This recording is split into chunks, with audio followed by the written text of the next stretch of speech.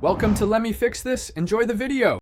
You begin by confirming access points, phone, email, and the exact username.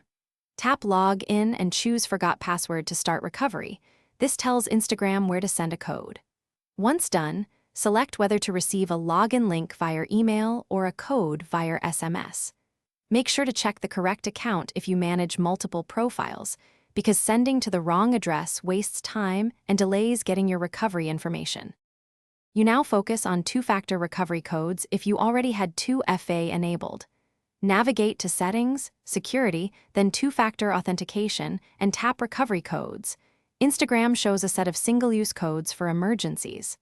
Copy or screenshot them immediately because they appear once. The why?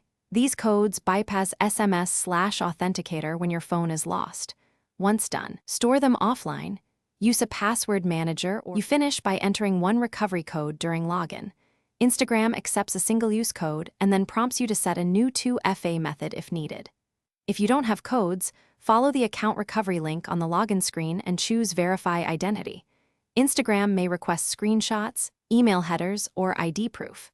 If automated recovery stalls, file a support request and include clear ID. Be patient, because manual verification can take several days to complete.